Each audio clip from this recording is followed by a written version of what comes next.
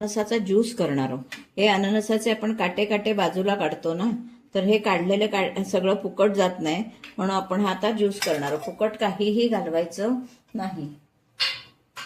हा थोडा अननस आहे आणि उरलेलं आपण ते सगळं बाजूचं काढलेलं होतं ते काहीही फुकट जात नाही, सगळं आपल्याला उपयोगात येतं. आता आपण त्याचा ज्यूस करणार आहोत. त्यामध्ये मी थोडी साखर घालणार आहे, कारण अननस तसा आंबट असतो, आंबट गोड चवीचा असतो. आपल्याकडे एवढा आंबट कोण खात नाही, त्याच्यामुळे आपण साखर घालूयात. आणि या ज्यूसात पाणीच घालायचं असतं, दूध घालायचं नसतं. आता मी हे आधी भरडून घेते, थोडं पाणी घालते. येणार आहे तर हे मी छानपैकी भरडून घेते. ज्यूस आपण गाळून घ्यायचा मस्तपैकी. आता हा आपण ज्यूस चांगला घुसळून घेतलाय, तर हा चांगला गाळून घेणार आहोत. काटे असतात म्हणजे अननसाला बारीक बारीक काटे असतात, ते सगळे ह्याच्यात राहतात आणि आपला ज्यूस एकदम छान होतो. हे फडकं आपण नारळाचं दूध काढलेलं फडकं आहे, नाहीतर म्हणाल कसलं फडकं आहे म्हणून.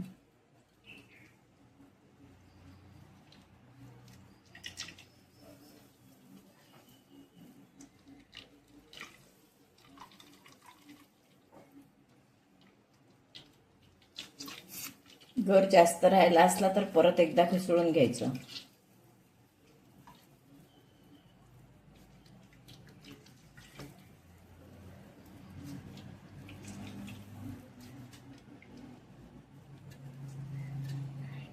आता आपण ह्याला चवीसाठी थोडं मीठ घालूया. साखर घातलेली आहे पण मीठ लागतं.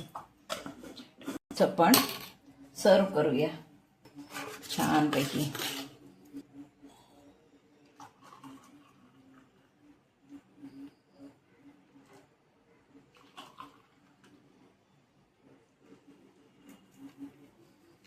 किती सुंदर दिसतोय बघा.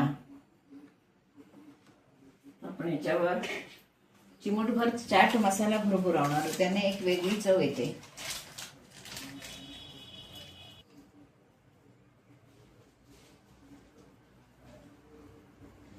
आवडत असेल कोणाला तर पुदिन्याचं पान टाकलं तरीही चालेल, पण पुदिन्यापेक्षा हा वास छान येतो. असा आपला हा अननसाचा ज्यूस तयार आहे. वर आपण चाट मसाला टाकलाय, त्याच्यामुळे तो चटपटीतही लागणार आहे आणि सुंदर असा आंबट गोड चवीचा मस्त असा, आणि अगदी ओरिजिनल अननसाचा काढलेला आहे. अननसाचं काहीही फुकट जात नाही. आपण जेव्हा काटे काढतो तेव्हा तो भाग आपण टाकून देतो अक्षरशः, म्हणून मग ते न टाकता त्याचा असा उपयोग केलेला आहे, थोडा अननस आणि थोडा तो भाग घालून. आणि असा सुंदर ज्यूस आपला तयार आहे. अजून उन्हाळा आहे, नक्की करून बघा.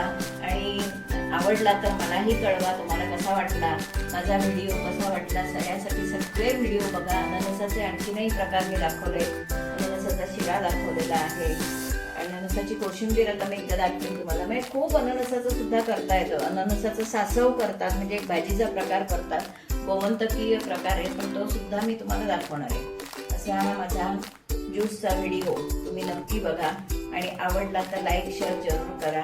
धन्यवाद.